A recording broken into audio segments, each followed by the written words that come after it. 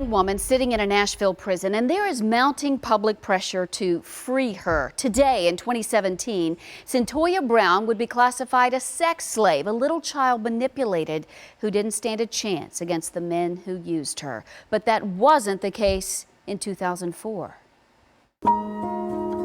Centoya Brown, abused. Are we ready to proceed? Physically, sexually, verbally. I've been in very dangerous situations. Abandoned by her parents. But somehow I just always seem to make it out alive. The Department of Corrections declined Fox 17 News' request to interview her.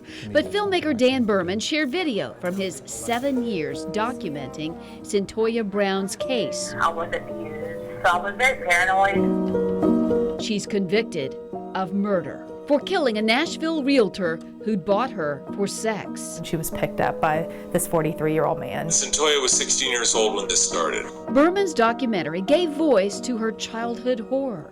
This is a young girl who is at the tail end of 3 generations of violence against women.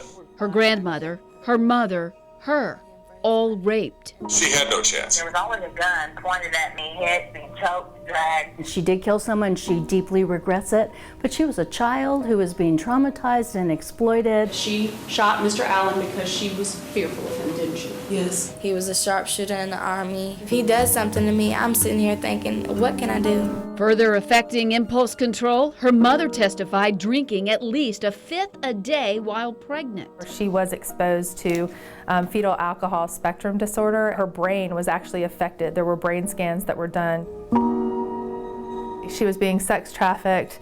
The pimp's name was Cutthroat. The only time that I would ever be considered for parole is after I served 51 calendar years. Since I would be 67 years old. A young girl today would not be in prison for life. It really does feel unjust. Berman's film on Centoya helped change Tennessee law for children like her in 2011. I like to believe that our film had enough oomph in it to help kind of jumpstart that conversation. Today, anyone 18 or younger can't even be charged with prostitution. No such thing as a child prostitute or a teen prostitute. We've had to have a cultural mind shift. If Brown's case were heard today, the court would treat her as a child human trafficking victim.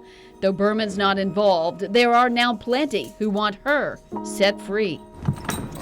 There is a very dedicated group of people who are working on a clemency campaign. All we can really hope is that the governor and the parole board will really look at the unique factors of her case. Unique factors like the work she's done behind bars for years. I can create opportunities where I can actually help people.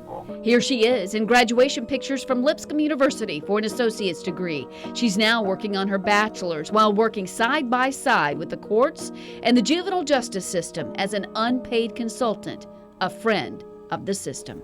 She has used her experience to be able to make things better. We'll see you in the morning, young lady. I want a second chance. Fox 17 News will continue to update you on the push to free Centoya. At the same time, Tennessee is recognized tonight as the #1 state for laws that fight child sex trafficking. Shared Hope International awarded Tennessee the top spot just today. Derry Smith of End Slavery Tennessee, among other agencies, have helped strengthen Tennessee law to rescue children being held against their will.